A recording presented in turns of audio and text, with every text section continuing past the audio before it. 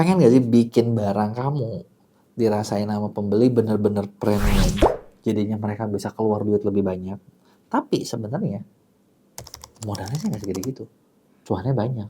Nah, ini kan hal-hal yang sebenarnya banyak seller mau, bisa jual dengan harga yang lebih tinggi, lakunya banyak, pembelinya senang, gitu kan. Cuannya banyak di belakang.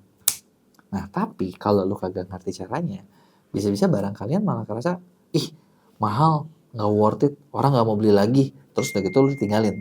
Nggak mau kan kayak gitu. Nah, di sini gue bakal bahas gimana caranya biar bikin produk kalian kerasa value-nya tinggi, berasa mahal, berasa elegan, berasa eksklusif, padahal mungkin nggak setinggi itu, gitu kan. Nah, tapi sebelum gue mulai, buat kalian yang baru nonton, jangan lupa buat klik tombol subscribe-nya dan aktifin lonceng notifikasinya ya.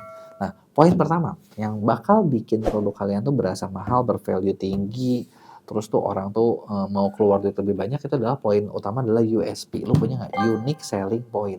Jadi jangan ngikutin orang lain secara plek-ketiplek gitu loh, tapi emang udah ada sesuatu yang unik dari lu, dan kalau bisa itu sesuatu yang belum ada gitu. Contoh sesimpel gini deh, lu tahu brand Apple. Apple itu kan bisa dibilang yang pertama kali mempopulerkan, dia bikin touchscreen pertama full ya. Terus udah gitu orang lain belum ada yang bikin tuh. Terus udah gitu dia tuh bikin lagi dari kemasannya tuh dibikin elegan, keras, bagus gitu kan. Terus pengalaman unboxingnya aja tuh ada gitu loh. Dibandingin kalau zaman dulu ya handphone lain tuh ya kemasannya nggak kayak gitu. Dan itu kita udah kayak ke image banget. Oh, ini gayanya iPhone banget nih. Ketika orang lain ngikutin, ya selalu bakal ke bawah pionir. Bukan apa, selalu bakal ke bawah ini mah nebeng gitu loh, ngikutin karena yang pertamanya itu. Nah, USP itu adalah sesuatu yang lo harus bisa bikin. Jadi kayak produk lo keunikannya apa, spesialisasinya apa, sesuatu yang bikin beda dari orang lain dan bikin ya udah gitu. Oh, kalau di sini tuh dapetnya di sini. Sesimpel kayak gini nih, kayak contoh gue sendiri selalu berusaha mengupayakan kayak Mea tuh sahabat small business, small medium business. Jadi kayak misalnya gini, kalau kita jujur ya, sampai sekarang ada sih klien korporat yang masuk, tapi dikit. Kenapa sedikit? Soalnya ya memang kita sendiri selalu bilang, oh kita ininya di small medium business gitu loh, di UMKM. Kita ke brand, kita maksudnya nggak ngejar, ya udahlah gitu kan, nggak ngejar gimana gitu kan. Nah, jadi ini salah satu buat gue sih, salah satu yang beda di mana ya makanya banyak seller awal small medium business ketika misalnya masuk, ya lu mungkin pilihan lu gini ya, ada sih mungkin kayak agensi-agensi top dari luar negeri, dari China, dari mana. Tapi mungkin itu nggak masuk budget lu. Nah, untuk di level lu, kita adalah salah satu yang terbaik gitu loh. Itulah yang gua kejarnya di situ. Gitu ya. Dan jadi itu adalah unique selling point yang lu perlu bikin. Kedua, yang udah pasti kualitas produk dong. Kualitas produk juga ya itu memang harus dibikin terkesan. Gitu ya, harus bikin bagus. Nah, kualitas produk ini sebenarnya gini, apakah lu harus bikin semuanya serba premium? Enggak. Gitu. Contoh ya, kayak misalnya nih yang gue cerita ya, di Mei aja ya, kita nggak bikin sampai tempat meeting room yang super fancy, segala macem, gitu kan, yang sampai, wah mungkin dilapis emas, gitu kan. Kenapa? Karena kita tahu, klien kita UMKM, klien kita small medium business, ketika masuk ke tempat yang terlalu mewah juga, langsung merasa, ini bukan tempat gua, gitu, kebayang nggak? Tapi yang kita kejar adalah dalam misalnya kualitas produk itu adalah gini, lu ngejanjiin apa, bisa nggak lu penuhin? Contoh kayak gini, kayak di kita ya, lu misalnya lu ngambil di kita satu service, oh gua mau ngerjain, misalnya gini, gua mau promosi di TikTok dalam waktu 1 bulan, nanti bakal dapat 1 juta view. Nah, kita bisa nyampein itu. Ini loh, dapat 1 juta view.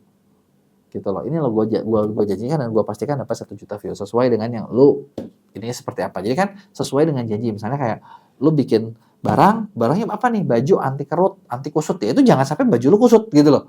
Ada nggak caranya gitu kan. Nah, terus kemudian yang berikutnya adalah value gitu ya. Nah, value itu juga lu harus tahu nih. Oke, lu udah punya unique selling point, kualitas lu apa, lu kasih tahu nggak ke mereka. Terus bahkan setelah itu value itu karena bisa juga gini, lu memberikan sesuatu yang lebih. Ada yang lebihnya nih. Contoh, kayak di kita setiap kali satu klien masuk, kita tuh bikin target sekian, tapi target internal kita sebenarnya itu nggak pernah cuman di target KPI. Target internal kita kadang 25% sampai 50% lebih tinggi. Jadinya apa? Jadinya ketika orang lihat, dapatnya lebih-lebih nih. Nah, itu kan adalah sesuatu yang apa ya, nyampe gitu loh secara value-nya gitu kan. Nah, jadi bikin orang tuh, oh iya bener nih, ini bener-bener kerasa ya. Nah, kemudian packaging. Nah, kalau buat value fisik, packaging itu sesuatu yang gimana ya, bikin orang tuh ada apa ya, ada oh beda nih, ada sesuatu yang lebihnya nih. Nggak cuman kayak kantong plastik biasa, tapi bener-bener ada packaging premium. Meskipun kadang hal ini bisa jadi blunder juga. Blundernya maksud gue gimana? blunder di kalangan orang-orang yang kan orang tuh bayar beda-beda ya. Ada juga orang yang misalnya peduli lingkungan, wah packaging-nya aja udah banyak banyak sampah nih gitu. Atau yang bikin bagus sekalian di mana packaging tersebut jadi nggak akan dibuang, bisa dipakai lagi. Saking bagusnya, ya ibarat kalau lu sering lihat kaleng kongguan isi rengginang, nah itu kan packaging, bener nggak? Ya, servis. Nah, berikutnya adalah servis. Coba deh, lu datang ke toko-toko yang mungkin jual barang-barang high end gitu ya. Nah, biasanya servisnya juga bagus banget. Dia datangin baik, sopan, terus bahkan tampilan rapi gitu kan. Lu dari apa itu misalnya salesnya aja wangi gitu kan, bener nggak? Nah, itu kan sesuatu yang bikin orang tuh ngerasa, wah ini cocok nih gitu kan. Tapi perlu dicek sama barang yang kita jual. Harganya berapa, ininya berapa, target marketnya matching nggak? Jangan sampai terlalu tinggi juga itu bikin mereka takut, tapi jangan sampai ya terlalu bawah juga takut. Gitu. Jadi memang perlu dicari di posisi yang pasnya gitu ya. Nah, ketika lo bisa bikin beberapa hal ini tuh bakal bikin persepsi di mata konsumen kalau barang lo sesuai ya. Atau bahkan gini, yang bagus itu adalah ketika value yang dikasih lebih tinggi daripada harga yang dicas. Itu kan bikin orang tuh kayak, wah gue pakai ini seneng nih harganya segini nggak mahal-mahal amat, tapi jangan salah secara kualitas, wah diadu sama yang tinggi juga dia masih lebih bagus gitu. Jadi itu dia tadi nih beberapa hal buat cara bikinnya.